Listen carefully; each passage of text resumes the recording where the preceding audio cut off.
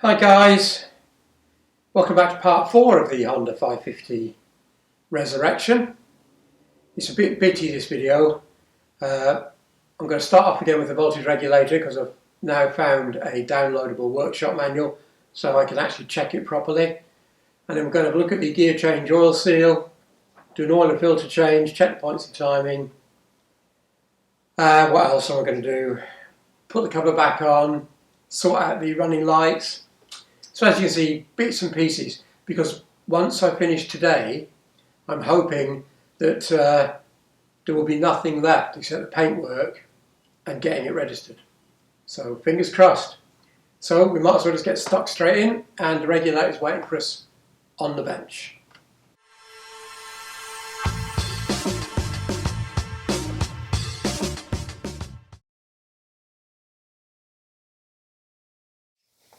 Back to the regulator. I did clean the points, but that had no effect. And I have subsequently found online a workshop manual. And I printed off the relevant page, and there are a few checks which we can make. So first up, there should be a measured gap between that and that, which is the core gap. And the core gap should be 0.6 to 1 milli. Well, there's 0.6.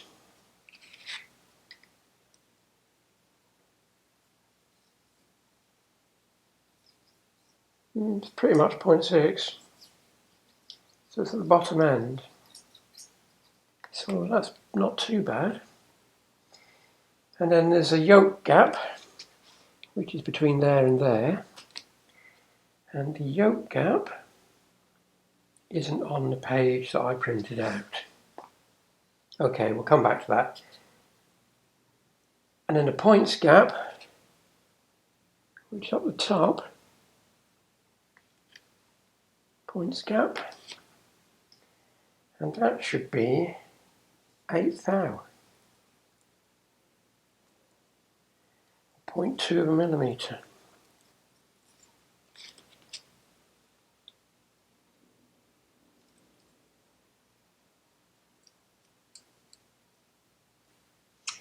Which it isn't. It's quite a lot bigger. Let's see how much bigger. It's probably about 14 thou. So we're quite a long way off. So we shall try adjusting that, shall we? The points gap appears to be adjusted by that. Let me just check. 14. Contact set. Yeah, that's it. So I need to undo that and move it up and down. So let's give that a go, shall we? Yes, there we go. Right. So it should be 1/8 thou.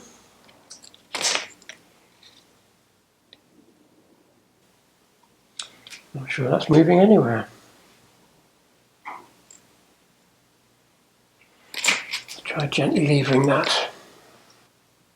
There we go.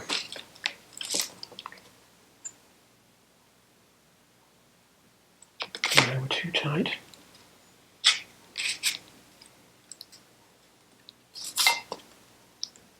Difficult to do this and not block the camera.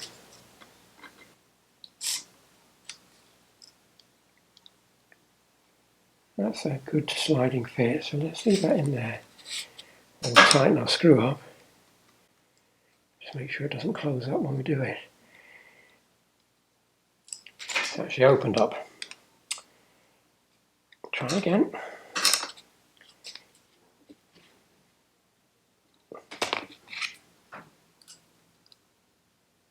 Yeah, very slight drag. Yeah, that'll do. So that was out. So the core gap's good, points gap's now good. No, it's not on now.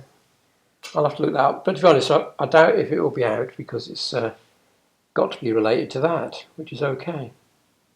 Anyway, so our voltage was not high enough, so we're going to undo that lock nut and wind that in slightly. Right, so we'll take that in one complete turn, I think.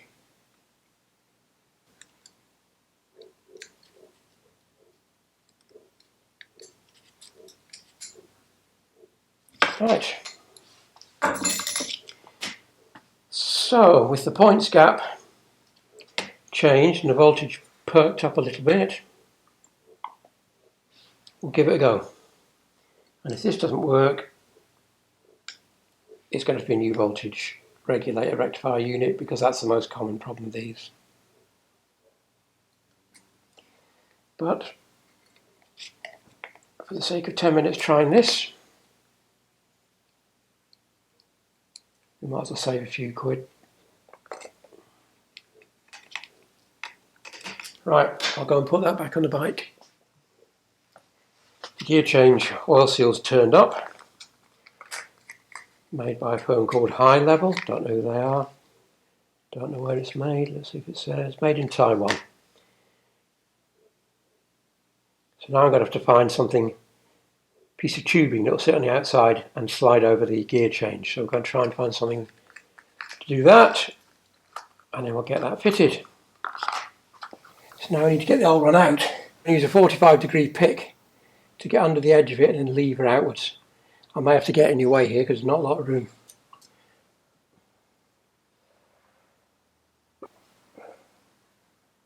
It's coming. There we go. There we go, right. Good. Loads of clearance on there. That's quite worn though, look how much that wobbles. Shouldn't be like that. Right, okay. So I need to clean up where it sits, and I'll use a bit of aerosol cleaner.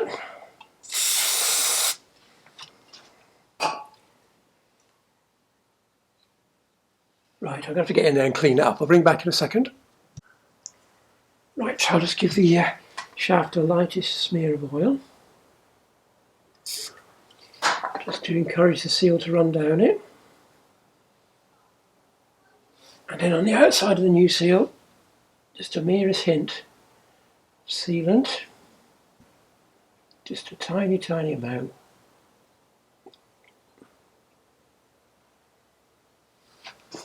Right, that slides over the splines dead easy, so that's not a problem. But then,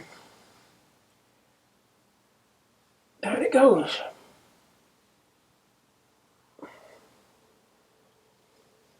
And in a tube to encourage it into place. So I need something now to give that a gentle tap.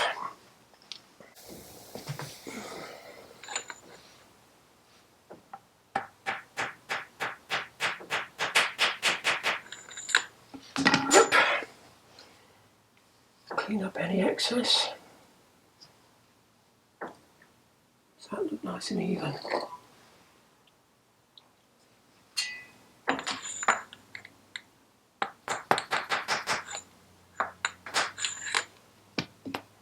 That looks good. Right. That, by the way, is a throttle tube off a Vespa PX, but any tube. I suspect the plastic tube for electrical conduit might be the right size for that, looking at it. But anyway, that hopefully will stop that leaking. So we need to change the filter and fill it up with oil. It's still got a 12mm head oil filter bolt, which is original. You get bigger ones, I believe, but that's the original size.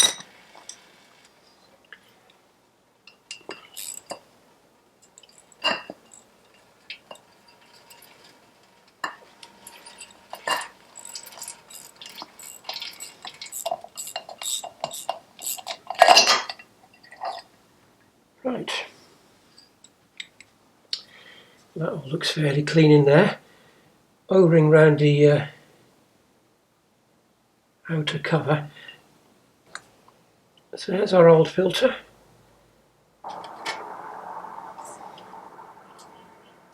And a washer, which I nearly missed. So a washer against the filter. Spring. I'll just have to go and clean this out. I'll be back in a second. Right. So there's a rubber O-ring round the bolt there, and an O-ring round the cover. I'll wipe that out in a second. So I just bought a high flow oil filter because I was told they were good. I don't know, so that's that, and that's that. And there's our new filter. So I'll just wipe the housing out and we'll swap the O-rings.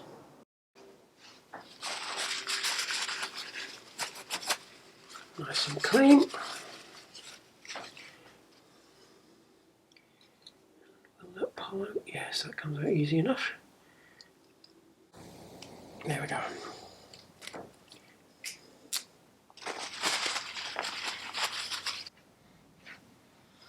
Right, there's a new one oiled, ready to go. And it should just roll down onto that. Yep, good. And then our cover has an O-ring as well. Come on. There we go. Clean out the groove. Right, groove's clean. Rubber rings oiled. Right, let's put it all back together. There's a thicker notch there which goes into the case. Yep. And then we had our bolt. And then a spring. And a washer. And an oil filter. Yep, now I'm going to have to get in your way here because I need to get my head under there to see where it screws in. So I'll be back with you in a second. Okay, that's it screwed on, no dramas. And according to the manual I've got, it's meant to be 20 foot-pounds, which does seem rather a lot, to be honest. But there you go, that's what Honda say.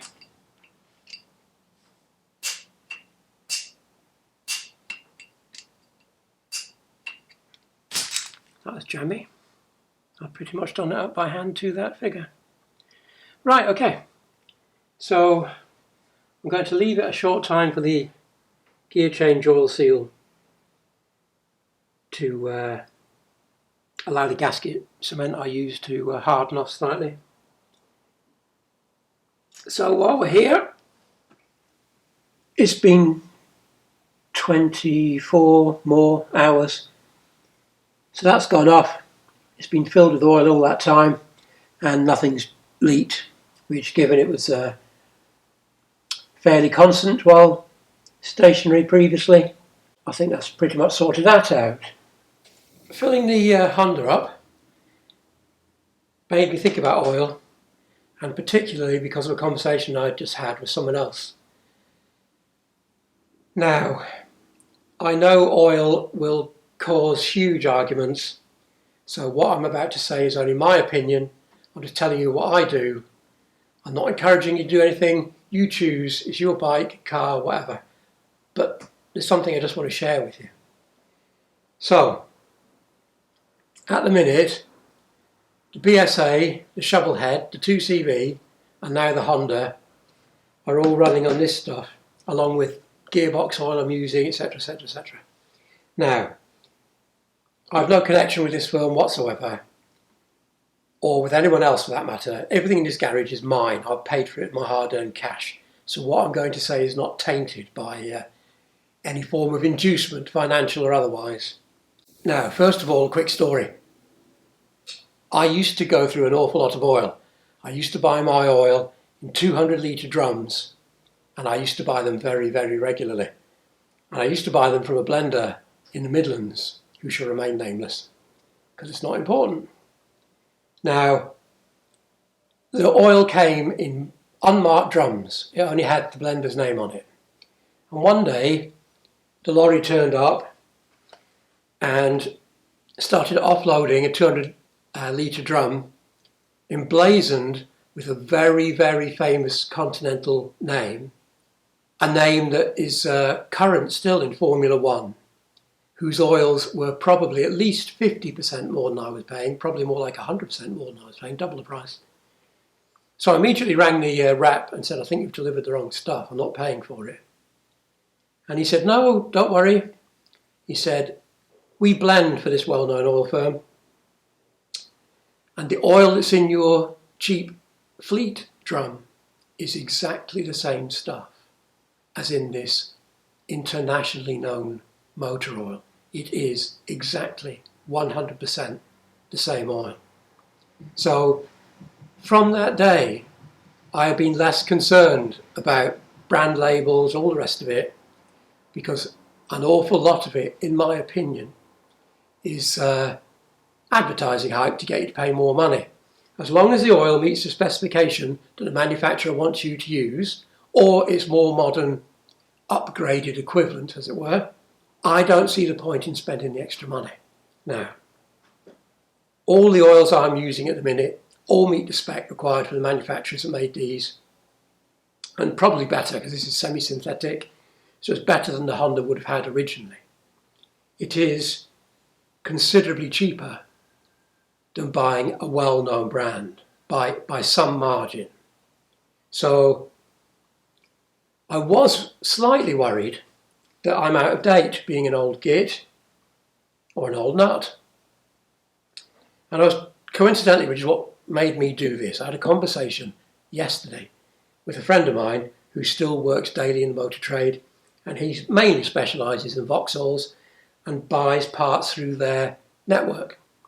And part of that network is oil. So I was talking to him about Fleet oil, and I assumed it probably would have gone, given the wide range of different viscosities and things people need nowadays. Well, the Vauxhall stuff he's buying is a 530 fully synthetic and meets all the manufacturer's specifications, petrol and diesel, right up to the latest Euro 5s, etc., etc., etc. So he had asked the rep only a few days before if this was in fact a Fleet oil and he could safely put it in any of the vehicles coming to his garage. And the rep was quite clear that it was perfectly okay in the complete range of vehicles by all the other manufacturers, German, Japanese, you name it, it met their specifications. So Fleet oil lives on. He's buying it because it's cheap, or certainly inexpensive, I should say. He's buying it because it's inexpensive. I'm buying this stuff because it's inexpensive, and touch wood, so far I've been very happy with it. It's been nothing to make me doubt it's absolutely top quality stuff. So there you go. Buy your oil by the specification, in my opinion. Save your money, spend it on something else. Anyway, that will no doubt set the comments ablaze. Everyone will be calling me an idiot. Anyway, there you go. That's the joys of the internet. Back to the bike. I have set the I've checked the points. I don't set them because they were both absolutely fine. Timing's good. So whilst they're there, the plugs are out now because I've got the right socket. They were all like new. And the valve clearances are all bang on as well. So I can bolt it all back up again and then recheck the regulator. Let's have a look at our indicator wiring then, shall we? Screw there, screw under here. The one under here, for some reason, it's got 3 large washers on it. Well, not large washers, but 3 washers. So I'm assuming it must be the wrong length. We shall find out.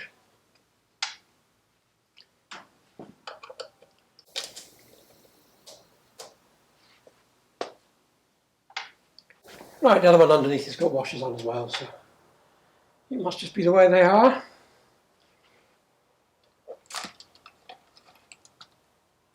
Right. Mr. Scotch Block's been in. That will be when the Corello headlamp was fitted. I'm going to get in your way here. Now then, let's see if I can get that off and get this out of the way safely. Right. Now then, we need to find where the indicators are coming in.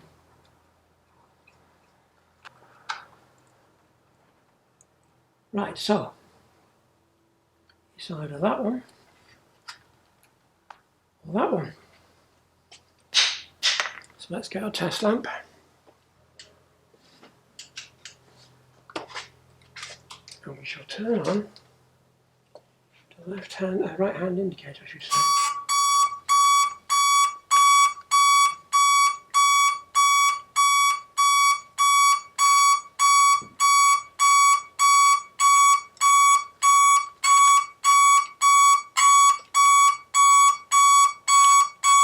Right, so that's the indicator flashing one. So does that mean that one is the side light? Yes, it does. Right, so if we disconnect that, off it goes. Very good. So that's tagged blue and white. I wonder if the other one's the same. Can I see another blue and white? No, I can't, is the answer. Right. Let's trace the wires then. Right. Orange and white for this one.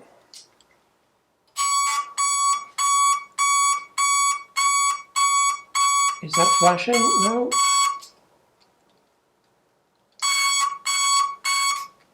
And it lights up. So, if we get rid of that one, we no longer have the orange running lights.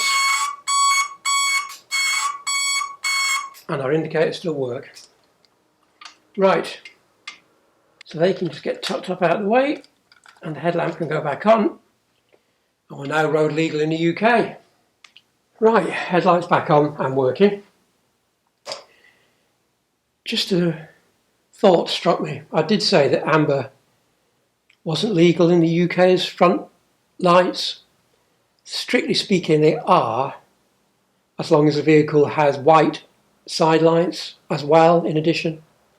So if this had white side lights fitted, it would be legal to have the amber ones as well, but this hasn't, so they've got to go. Anyway, that's just to clarify a quick point. So, right, the plugs are back in.